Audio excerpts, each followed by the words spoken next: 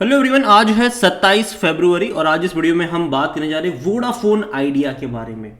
देखिए, Vodafone idea का जो शेयर है ये 16 रुपए पर ट्रेड कर रहा है। आज देखा जाए तो 5% का डिक्लाइन था। पिछले एक महीने में देखो तो एक बड़ी रफ्तार आई थी, 15 रुपए से 17 रुपए पर यह गया था। उसकी वजह थी कि फंड रेजिंग को लेकर अपडेट आई थी कि भैया फंड रेजिंग बहुत जल्दी ये लोग करने वाले हैं, एकदम से भाग गया। लेकिन पिछले 2 दिनों से यहां पर गिरावट देखने को मिल रही है। कल भी गिरावट थी, आज भी गिरावट है और बड़ी वाली गिरावट है। और आज यहां पर बहुत बड़ी फंड रेजिंग को लेकर अपडेट आई। हालांकि मार्केट क्लोज होने के बाद आई है, बात करेंगे उसके बारे में। लेकिन उससे पहले अगर आपने अभी तक चैनल को सब्सक्राइब नहीं किया है तो प्लीज अभी इसे सब्सक्राइब कर लीजिए, क्योंकि आगे भी बहुत सारे वीडियोस हैं जो आपको काफी ज्यादा हेल्प करेंगे। तो शेयर अभी 16 रुपए का है। एक महीने में 9.5% की तेजी है। पिछले एक साल में देखोगे तो 136% की तेजी है। शानदार रफ्तार इसने दिखाई जरूर है, लेकिन 5 साल का ग्राफ देखो तो चीजें उतनी अच्छी नहीं है। मैक्सिमम ग्राफ देखो तो भी चीजें उतनी अच्छी नहीं है। जियो के आने के बाद सबसे ज्यादा हालत किसी की अगर खराब हुई हो तो वो वोडाफोन आइडिया की रही है। और कर्जा इनके ऊपर इतना ज्यादा है कि भैया इनको फंड रेजिंग वाकई में करनी पड़ेगी, क्योंकि वही वो चीज है जिससे ये लोग बच सकते हैं टेम्पररी। यहां पर अगर आप देखो तो बड़ी अपडेट आई है कि भैया बोर्ड ने अप्रूवल दे चुका है 45,000 करोड़ रुपए रेज करने को लेकर। अब वो डेट के जरिए भी होगा, इक्विटी के जरिए भी होगा। इवन प्रमोटर्स भी यहां पर पार्टिसिपेट करने वाले, प्रमोटर्स भी जो है वो पैसा इन्फ्यूज करने वाले हैं। यहां पर अगर आप देखो तो Vodafone Idea approve fund raising up to 45,000 crore through equity and debt. ये इन्होंने भैया बाकायदा एक्सचेंज फाइलिंग में ये चीज कही है। कंपनी का ये भी कहना है कि it will raise 20,000 crore through the combination of equity and equity link instrument and rest via debt, and promoter will also participate in the propose equity raise. Promoter भी यहां पर पैसा मतलब यहां पर डालेंगे और जाहिर सी बात है उसके बदले प्रमोटर भी कुछ शेयर्स लेंगे यहां पर। देखिए, Vodafone Idea said it will continue to engage its lenders for tying up the debt funding after the equity fund raise. तो यहां पर देखा जाए तो पहले इक्विटी वाला होगा, उसके बाद डेट के जरिए भी ये सारी चीजें होने वाली है। कंपनी ने ये भी कहा है कि भैया शेयर होल्डर मीट यहां पर जो है वो 2 अप्रैल 2024 के आसपास का होगा और अप्रूवल जो है शेयर होल्डर से वहां पर लिया जाएगा। जाहिर सी बात है वो मिल भी जाएगा। देखो, वोडाफोन को पैसों की जरूरत तो है, बहुत डेस्परेटली जरूरत है, क्योंकि अभी अगर हम देखें तो जहां एयरटेल और जियो 5G भैया रोल आउट कर रहे हैं, वहां वोडाफोन आइडिया को भाई साहब अपने 4G कवरेज एक्सपांशन के लिए और 5G नेटवर्क के रोल आउट के लिए पैसा तो चाहिए, कैपेसिटी बढ़ाने के लिए पैसा चाहिए। और ये जो इन्वेस्टमेंट होगा वो इनके लिए ये जो चीज़ है वो करने में काम करेगा। यहाँ पर अगर ऐसा हो जाता है, अगर सक्सेसफुली पैसा रेस कर पाते, क्योंकि देखो यार पैसा रेस करने की खबर ना ये कोई नई नहीं है। यहाँ पर पहले भी कई बार पैसा रेस करने को लेकर खबर आ चुकी है। जब भी खबर आती है शेयर दौड़ता है, जब खबर नहीं आती है वापस गिर जाता है। ये तो दिक्कत है। और सबसे बड़ी प्रॉब्लम यहाँ पर यह भी है कि लगातार इनके यूजर्स कम हो रहे हैं, लोग छोड़ के जा रहे हैं इन्हें।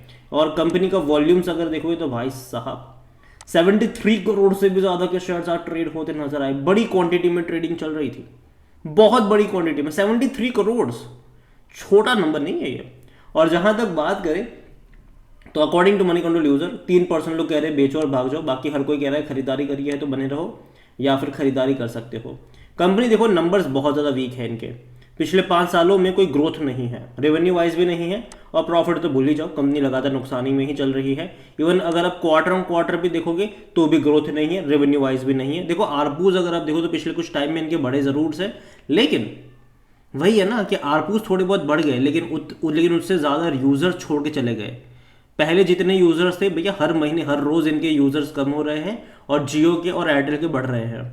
तो ये कंसर्न इनके लिए ज़रूर है। और जहां तक बात करी जाए वोडाफोन आइडिया में तो यहाँ पर नेगेटिव में पी है, क्योंकि जाहिर सी बात है कंपनी लॉस मेकिंग है।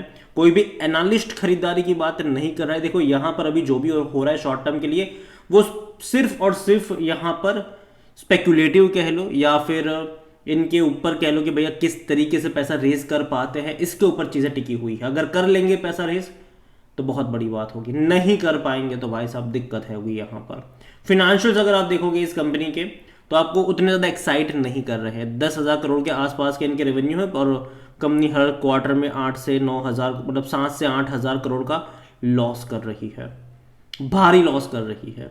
और जहां तक शेयर होल्डिंग के बारे में देखा जाए तो यहाँ प्रमोटर के पास 50.36% की होल्डिंग है। प्रमोटर यहाँ पर कौन है? 2 लोग हैं, एक तो आदित्य बिरला ग्रुप है और एक वोडाफोन ग्रुप है। म्यूचुअल फंड के पास 2.91% का शेक है, 0.17% डोमेस्टिक के पास है, 2.27% एफआईएस के पास है, रिटेल और अदर के मिलाकर 44.29% का स्टेक है, जिनमें से रिटेल इन्वेस्टर 3.32% पर है। और ये जो अदर पार्टीज में आप 40.97% देख रहे हो, उनमें से एक बड़ा हिस्सा जो है वो गवर्नमेंट के पास है, तकरीबन 33% के आसपास की क्वांटिटी गवर्नमेंट यहाँ पर लेकर बैठी हुई है। और एक्चुअली में देखो गवर्नमेंट को यहाँ पर स्टेक चाहिए भी नहीं, ठीक है। एक्चुअली में वोडाफोन आइडिया को गवर्नमेंट को 16,000 करोड़ से भी ज़्यादा का पैसा चुकाना था। अब जाहिर सी बात है वोडाफोन आइडिया के पास वो पैसा था ही नहीं कि चुका पाए, तो उन्होंने कहा देखो भाई साहब पैसा तो नहीं है, इक्विटी ले लो। तो 10 रुपये के भाव पर इक्विटी दे दी इन्होंने गवर्नमेंट को, और 1,600 करोड़ शेयर्स दिए गए यहाँ पर। तो भाई साहब बहुत बड़ी क्वांटिटी में यहाँ पर नंबर ऑफ शेयर्स अगर आप देखोगे वोडाफोन आइडिया में तो बहुत ज़्यादा है, बहुत ज़्यादा है ये। और यही वजह है कि जो कॉन्फिडेंस आना चाहिए वो नहीं आ पा रहा है। हालांकि एक चीज़ ये भी है कि जब गवर्नमेंट को इतने सारे शेयर्स इन्होंने दिए हैं, जब गवर्नमेंट का इतना सारा इंटरेस्ट यहाँ पर बना हुआ है, तो कहीं से भी मुझे लगता नहीं है कि ये कंपनी बर्बाद हो जाएगी। जी नहीं, बर्बाद होने वाली अब ये कंपनी नहीं लगती है, ये चलती रहेगी इसी तरीके से। और गवर्नमेंट की तरफ से इनके ऊपर प्रेशर भी बन रहा है कि भाई साहब पैसा रेज करो, जल्द से जल्द पैसा रेज करो। और यही वजह है कि पिछले 1 महीने से 2 महीने से 3 महीने से हम खबर सुन रहे हैं, मतलब यहाँ पर पैसा रेज करने को लेकर।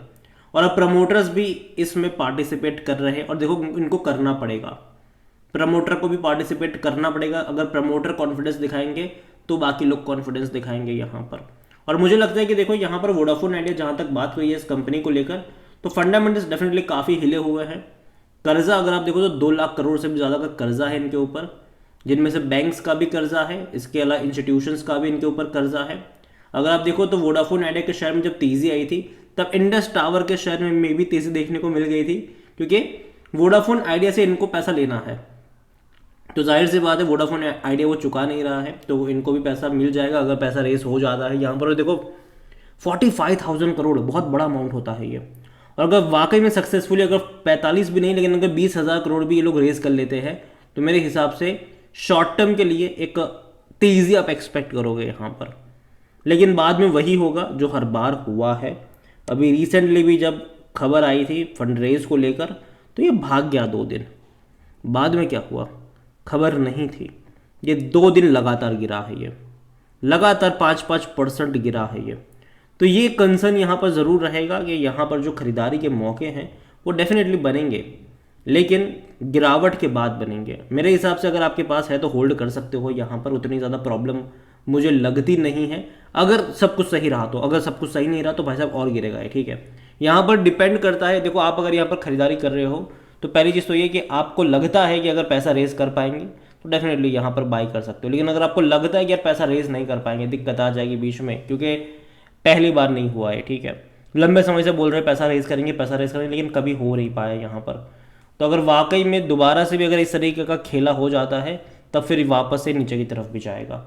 तो वोडाफोन आइडिया पहली चीज़, अगर आप यहाँ पर रिटेल इन्वेस्टर्स हो या फिर आप सेफ इन्वेस्टमेंट ढूंढ रहे हो तो ये कंपनी आपके लिए कतई नहीं है, कतई नहीं है। ये आपको रिस्क लेना है और आपको कॉन्फिडेंस है कि भैया पैसा रेज कर लेंगे ये, तब आप चाहो तो यहाँ पर रिस्क ले सकते हो, ठीक है। और अगेन साथ में इतना कह दो कि भाई साहब बहुत बड़ा इन्वेस्टमेंट भी नहीं करना चाहिए, फंडामेंटली उतनी भी स्ट्रॉन्ग कंपनी नहीं है कि आप एक हैवी इन्वेस्टमेंट करके बैठ जाओ और बाद में जब गिरावट है तब बोलो कि यार मेरा पैसा डूब रहा है।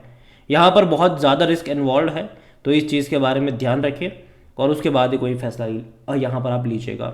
वीडियो को यहीं पे एंड करता हूँ। पसंद आए हो तो लाइक करो, शेयर करें, चैनल में अगर आप पहली बार हैं तो प्लीज़ सब्सक्राइब करें। और वोडाफोन आइडिया के बारे में आप क्या सोचते हैं वो भी आप मुझे कमेंट में लिखकर बता सकते हैं। Thank you.